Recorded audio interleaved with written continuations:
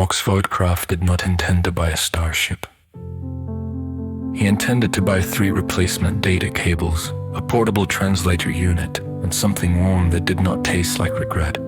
His schedule was already behind by 17 minutes, which placed him in the category of people who would soon be blamed for a delay they had not caused. The salvage yard was not part of the plan. It appeared on his route because the route algorithm had recently been updated by a subcontractor whose name no longer existed and whose department had been archived under non-essential organizational memories. The algorithm politely suggested a detour through decommissioned asset reconciliation zone 4B, and Vox, who trusted polite systems more than enthusiastic ones, followed the suggestion.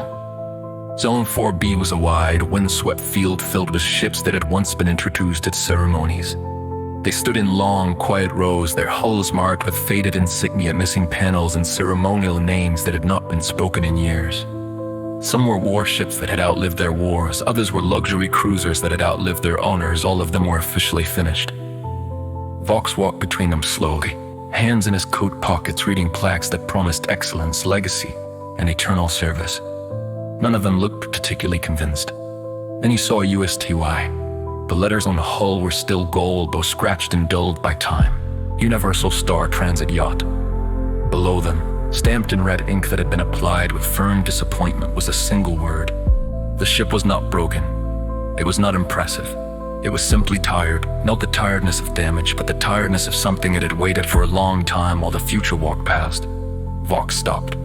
The dust around his boots lifted gently and settled again as if the planet itself had sighed. A small indicator light blinked on the hull. Once. Twice.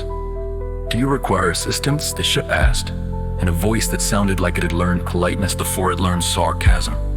"I wasn't planning on buying a ship," Vox said. "Neither was I." The ship replied. They both considered that. The yard attendant appeared behind Vox without making a sound, which suggested either good trading or a lone habit of disappointing people quietly. "That one technically doesn't exist," the attendant said. "Technically is my favorite kind of existence," Vox replied. The attendant shrugged. "It still jumps." That was important. Vox examined the hull more closely. Old docking scars, replaced panels, faded corporate logos from companies that had merged, split, collapsed, and been rebranded into footnotes. "How much?" Vox asked. The attendant gave a number that meant, "Please take it and do not ask any further questions about paperwork." Vox nodded. "That seems reasonable." "It isn't," the attendant said, "but we're running out of reasons." Inside, the cockpit smelled faintly of warm metal, clean and solvent, and forgotten coffee. The main console flickered to life. "I should order you," the ship said. "My navigation course still remembers 3 trivias and there's 1 religion and a war that no boy officially won." "That's acceptable," Vox replied. "I need something that understands regret. I also leak slightly. That's traditional." The ship seemed pleased by this. Lights brightened, systems woke in slow, careful increments. The hum of power flowed through the deck like an old animal stretching after sleep. "What is your designation?" Vox asked. "Universal Star Transit Yacht," the ship said, with quiet pride. "That's too long." Vox burst a thin layer of dust from the console. "You look dusty." There was a pause, a very precise pause. "I find that agreeable," the ship replied. "Dusty, then." "I accept."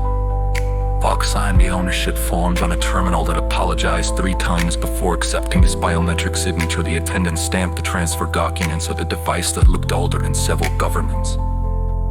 "Official status?" Vox asked.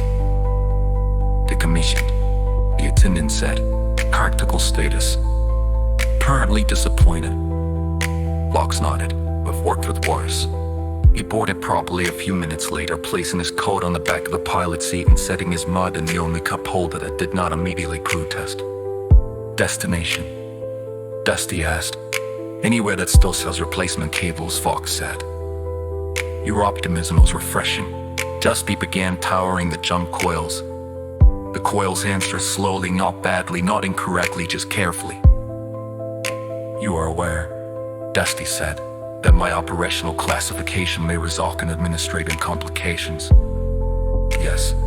You are also aware that my last authorized jump was recorded before 3 calendar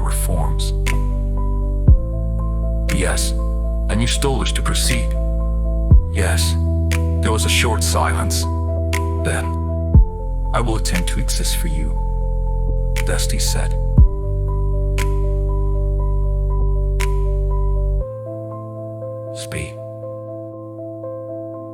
Speed.